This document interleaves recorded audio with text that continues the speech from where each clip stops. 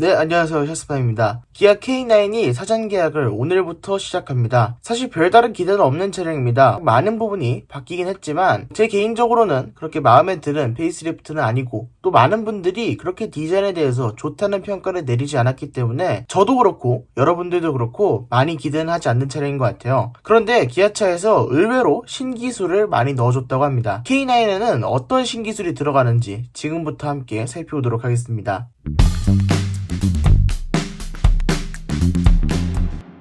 일단은 실내 디자인부터 살펴보면요. 실내 디자인 뭐가 바뀐 건지 모르시는 분들도 계실 겁니다. 일단은 핸들에 있는 기아 로고가 바뀌었습니다. 그런데 기아 로고가 새로운 스티어링 휠 디자인에 들어가며 어울리는 느낌인데 기존의 스티어링 휠 그대로 쓰던 거에다가 기아 엠블럼만 바꿔놓으면 이상하게 홈커버 주위가 좀 비어 보이는 느낌이 납니다. 어쨌든 신형 엠블럼으로 바뀌긴 바뀌었고요. 그 앞에 있는 계기판 역시도 디자인이 변경되었습니다. 개인적으로는 이 계기판이 바뀐 거는 좀 실수한 게 아닌가 이런 생각도 듭니다. 왜냐하면 K9이잖아요. 플래그십 모델, 제네시스랑 경쟁하는 모델이잖아요. 그러면 계기판이라도 좀 다르게 해줬어야죠. 이거는 K3에 쓰는 계기판 디자인이랑 K9에 쓰는 계기판 디자인이랑 같은 꼴입니다. 기존 K9의 디스플레이가 훨씬 더 고급스러웠던 디자인인 것 같은데 디스플레이가 이상하게 바뀐 것 같아서 좀 아쉽습니다. 물론 저 디자인이 나쁘다는 게 아니라 굳이 K3랑 같이 쓸 필요가 있었나? 그냥 K9은 K9만의 그래픽으로 갔으면 되지 않았나 이런 아쉬움이 든다는 겁니다. 네, 그리고 또 달라진 부분은 센터 모니터입니다. 뭐가 달라졌는지 모르시는 분들 계실 것 같은데요. 센터 디스플레이가 기존 12.3인치에서 14.5인치로 화면이 조금 더 커졌습니다. 별 티는 안 납니다.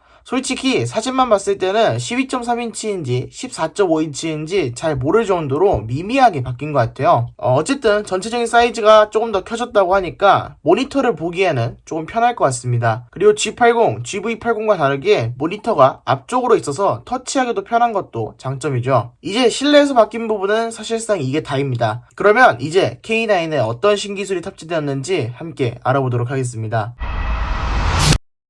네, 일단 기아자동차 최초로 HDA2 시스템이 기본 적용되었습니다. 모든 등급에 HDA2는 그냥 다 들어있다고 보시면 될 것 같습니다. 깜빡이를 켜면 차선 변경을 도와주기도 하고 교차, 그리고 측방 접근 차량까지 충돌 방지를 해주기도 하고요. 주차 시에 충돌이 감지되면 차량을 자동으로 세워주는 시스템 역시도 HDA2가 들어가서 가능한 장점이라고 보여집니다. 원격 스마트 주차는 기존 기아차에서는 앞뒤 전후진만 가능했거든요. 그런데 이제는 핸들을 꺾어서 주차 칸 안에 들어가는 시스템까지 구현이 된다고 합니다. 이거는 기아차 최초로 적용되는 시스템이라고 하고요. 제네시스랑 동급의 프로그램이 적용되어 있다고 보시면 될 것 같습니다. 그리고 GV70과 동일하게 지문 인증 시스템이 도입되었습니다. 지문 인증 시스템을 도입해서 지문을 찍으면 시트 포지션이 지문별로 설정이 되고요. 카페이, 기아 카페이를 사용할 때 역시도 지문을 통해서 기아 카페이를 사용할 수 있다고 합니다. 그리고 또 시동을 걸 때도 지문을 통해서 시동을 걸 수 있습니다. 어차피 스마트 키가 있으니까 필요 없지 않냐 이렇게 생각하실 수도 있을 것 같은데 기아 유보 앱으로 문을 열고 지문을 인증하면 시동을 걸리는 시스템으로 스마트 키를 깜빡하고 들고 나오지 않았을 때 이럴 때 유용한 프로그램이라고 보여집니다. 네, 그 다음에 이 컨트롤러 위에 손글씨로 쓸 수 있도록 손글씨를 인식하는 컨트롤러 기능이 추가되었다고 합니다. 거의 K9이 제네시스급으로 올라간 것 같습니다. 그리고 OTA 시스템도 적용을 했는데요. 기존에는 내비게이션 데이터만 OTA를 할 수 있었는데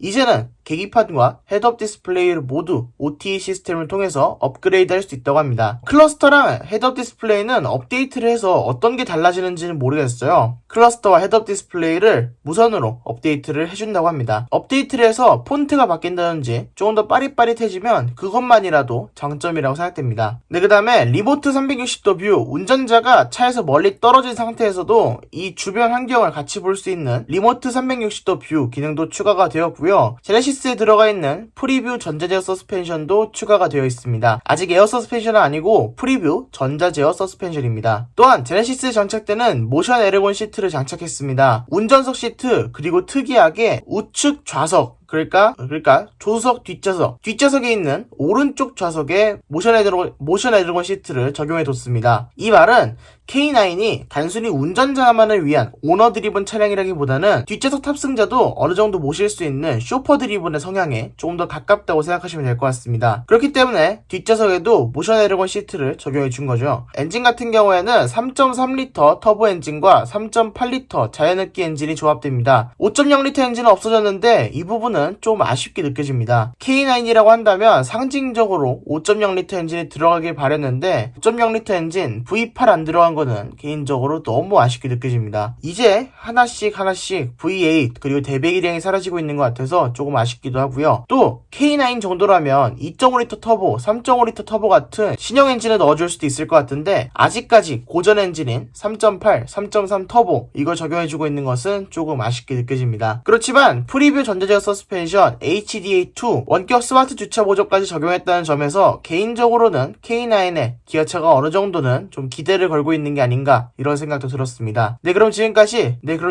신형 K9을 살펴본 샤스파였습니다. 구독과 좋아요 한 번씩 부탁드립니다. 감사합니다.